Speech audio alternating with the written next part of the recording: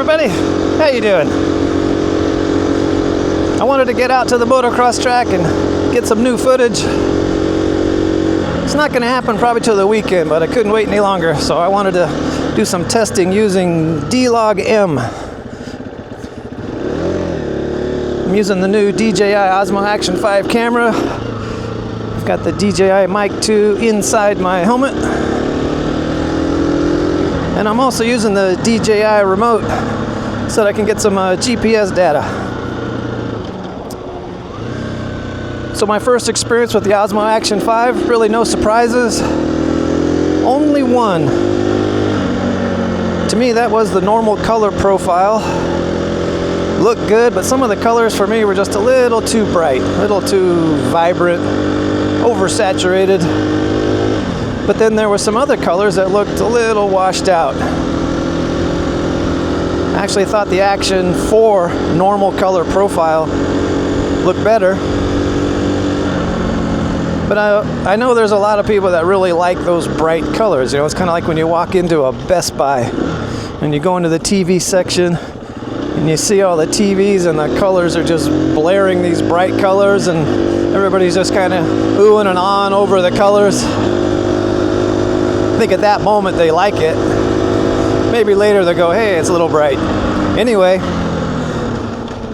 I did a really quick e-bike video and I decided to try the D-Log-M.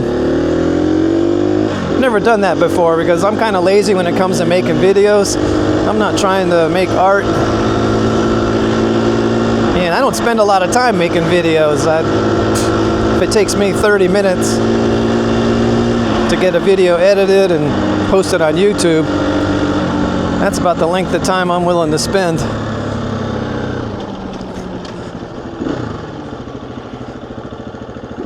So I never really got into color grading and that sort of thing.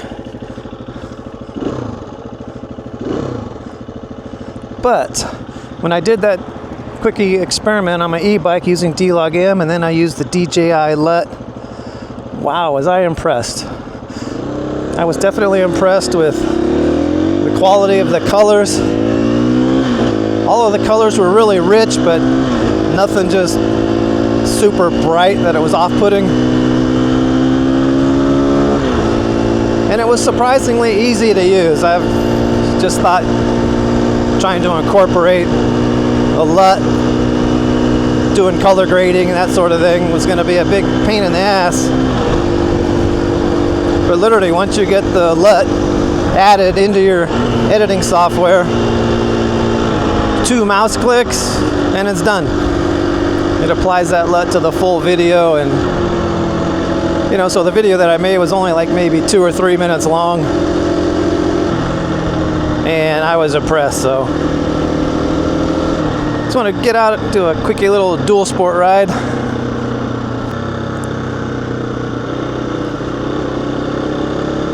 Whenever a new camera gets released, of course you watch all the initial reviews from, we'll just say, the professional YouTubers, which I totally am not. Everything's the same. They kind of run through the specs and do a couple shots.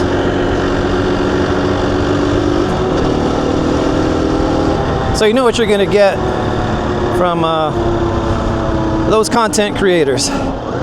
Yeah, there's some useful stuff, but you know, you watch a couple videos and they're all the same.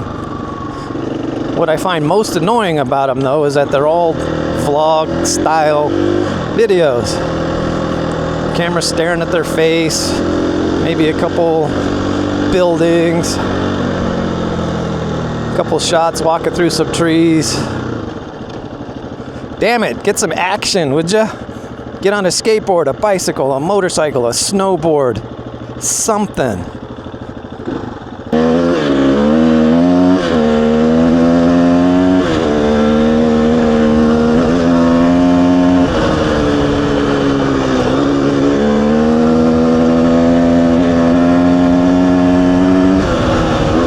I just love how the 250s rev out really nice.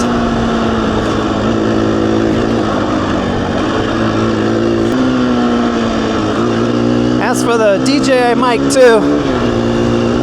I'm wearing a motocross style helmet. microphone is sitting directly in front of my mouth. On the motocross track, that could be a little bit of a problem because as I get tired, I start sounding like Darth Vader. So for track days, I kind of mount the microphone inside the helmet, but off to the side, so it's not directly in front of my mouth. DJI cameras, they just work. They work so well. I hook up the remote, 2 seconds, it syncs up. Turn on the microphone, 2 seconds, it syncs up. Every time. If I ever have any problems with DJI gear, it's my fault. It's user error. Now, you know what? In fact, right here, I've just passed it. Out here in Winchester, California, they opened up a go-kart track. How cool is that? Out in Riverside, there was a go-kart track called Adams Track. I don't even know if it's still there. Been there for eons. Might still be there. But I happened to catch a video of this track opened up. And I go, where is that? That looks familiar. And they said Winchester. I go, no shit. That's like 10 minutes from my house.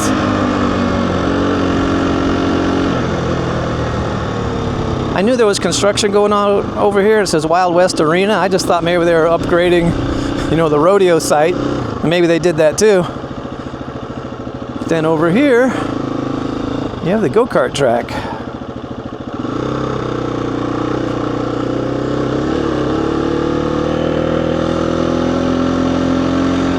I'm probably not going to get in there because I may have to pay. Plus, I don't see anybody on the track.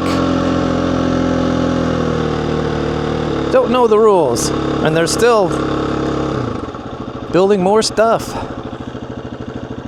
So soon I'm going to have to come over here and check it out when they're running. Wild West Arena Saloon. See, this is the first time I've even seen this. Maybe I have to come check out a rodeo someday.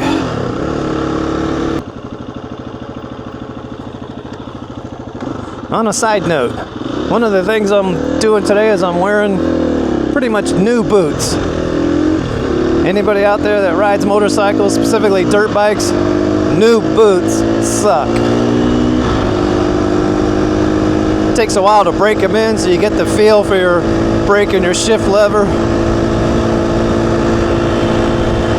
Fortunately, the break-in period for the Alpine Stars Tech 7 Enduro boots is reasonably short.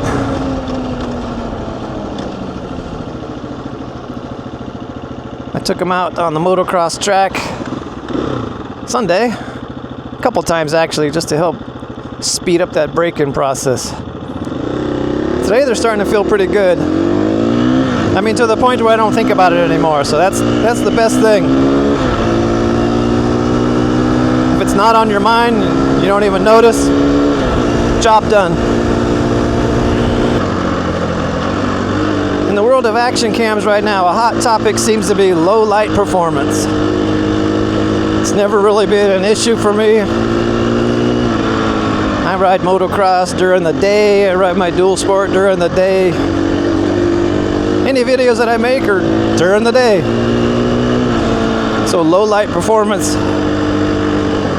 really isn't an issue for me. But boy, does it sure get a lot of conversation on YouTube these days. Oh, the low light performance sucks. Or the low light performance of the GoPro isn't as good as the Ace Pro. Now the Action 5 has awesome low light performance. Like, who gives a fuck? Sorry, it's just not my area of concern. Oh, then there's underwater. Do I care? No.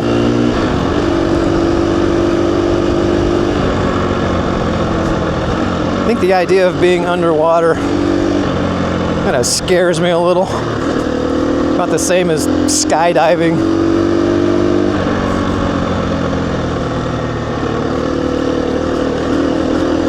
hitting a double at 45 miles an hour on the motocross track, that doesn't bother me a bit, but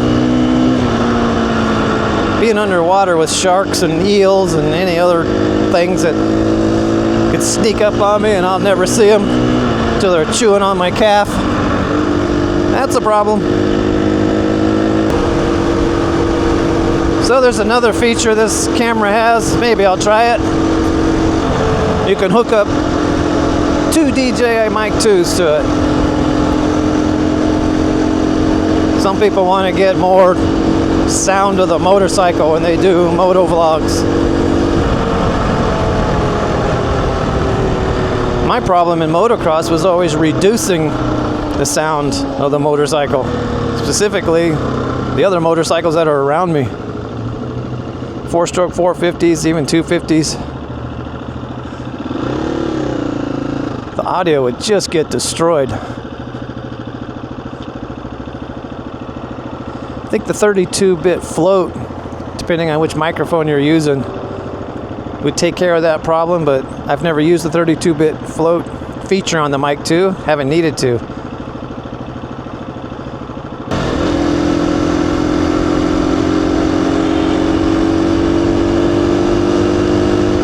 Well, unfortunately, we didn't have a very cinematic sky today, no clouds.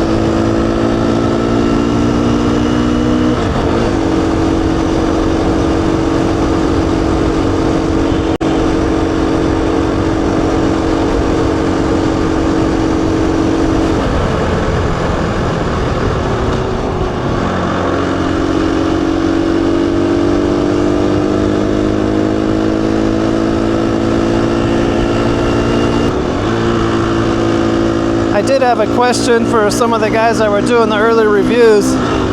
I simply wanted to know the file sizes. The Action 3, the file sizes were a maximum of like 5 minutes long. So if you had, you know, a long video, you got all these stupid files that you have to upload and make sure they're in the right order.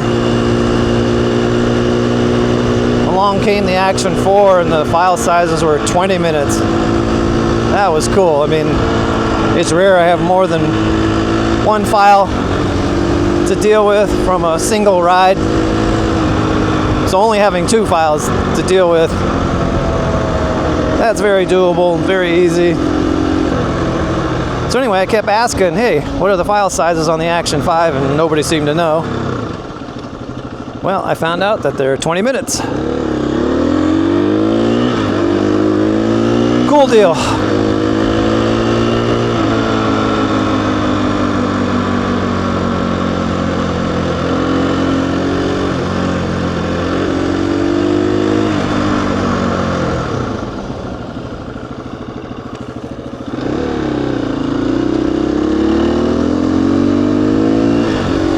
So this should just about wrap up my quick little dual sport ride.